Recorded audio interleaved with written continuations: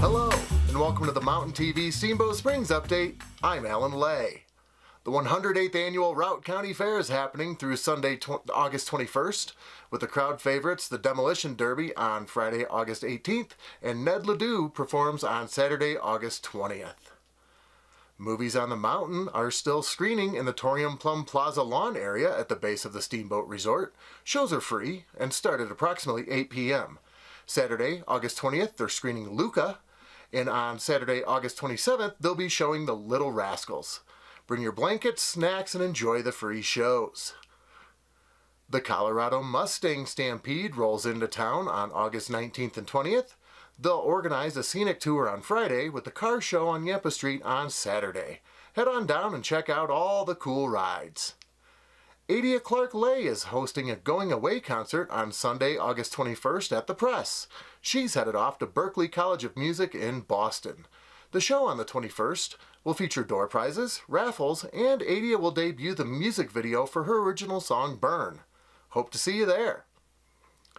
And finally this week, I had a chance to sit down with Amy Charity, co-founder of SBT Gravel, about this year's event, recapping the race winners and looking ahead to next year's race, including a partnership that will take the series to Europe. Hi, I'm with Amy Charity from Steamboat Gravel, and we just finished this year's race for 2022. Amy, thank you for joining us. Thank you so much for having me. Of course. And how did this year's event go? You know, um, every year we've had a great SBT gravel, but I would say this year just took it up an entire new level.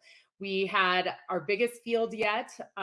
Everything went really smoothly, and the feedback we're getting is off the charts for kind of creating this incredible experience. And that's ultimately the goal of SBT gravel is to create the best day that anyone can have on a bike. And so we do everything we can to make that happen.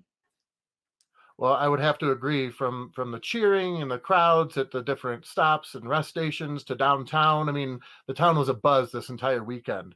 And I believe I read you had over 3,000 athletes, all 50 states represented, and like 24 countries. Is that That's accurate? exactly right. Yeah, every single year it expands the number. Well, we think 3,000 is about the right number of people. We don't intend to grow it much more from there, but yes, absolutely sold out with that many people. And we have an expo 2 days before the event starts Friday afternoon and goes through Saturday. And what we found is racers bring 1 to 2 people with them who are not racing. So we think that Steamboat actually brings in anywhere from 7,000 people in total for the SBT Gravel Race Weekend experience.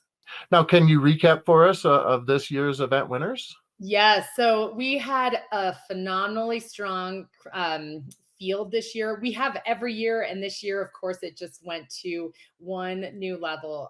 We for the women's winner was Lauren De Crescenzo who won, and she was also last year's winner. She grew up in Colorado. She spends a lot of time in Steamboat and riding Routt County roads. She knows the course incredibly well.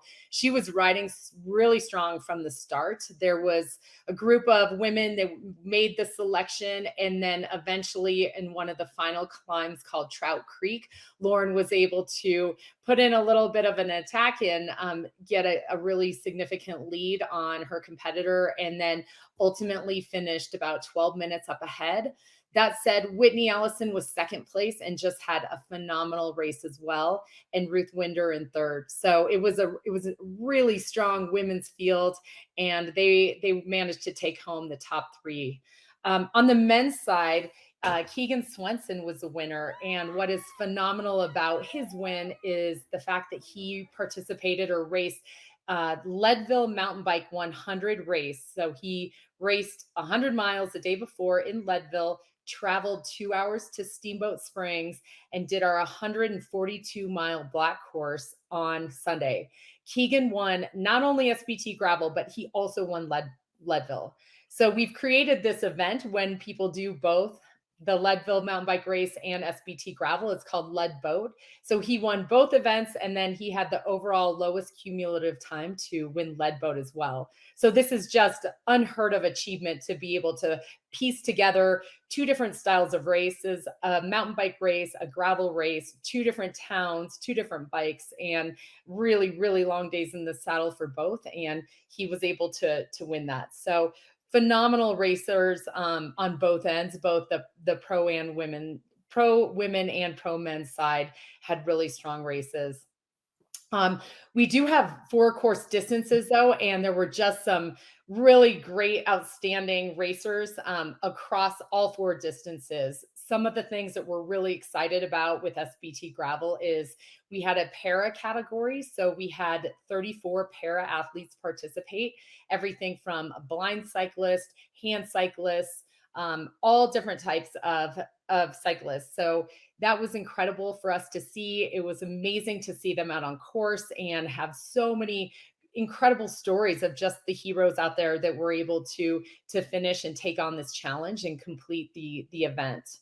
Similarly, we had a junior category and we had almost 100 juniors, so people under 18 that participated in SBT gravel. And I can tell you it's so fun to watch the really young ones out there, and they're just tiny, and they're doing these great long races, so doing 37 miles on a gravel bike. So the field was incredibly diverse, from all different types of athletes, all the way from our young ones to our pro athletes, our para athletes. So it was a phenomenal day for all of the racers. How fun and exciting to see the tour growing. Lead boat, I wasn't aware of. That's amazing. Congratulations, Keegan. What an accomplishment. Holy cow. I know. It's hard to get your head around what that Right? felt like, being in the car, driving from Leadville, knowing that you were on your bike all day and that you were going to do it again the next day and that you're trying to win both. It's not even just completing them, but going as fast as he did. So it really is phenomenal story of someone who is in great form and just doing, yeah, great things on the bike. Well, and that's what I was just going to mention. I mean, the amount of preparation and physical fitness and conditioning that has to go into that, knowing that's a monster weekend. Wow. Absolutely.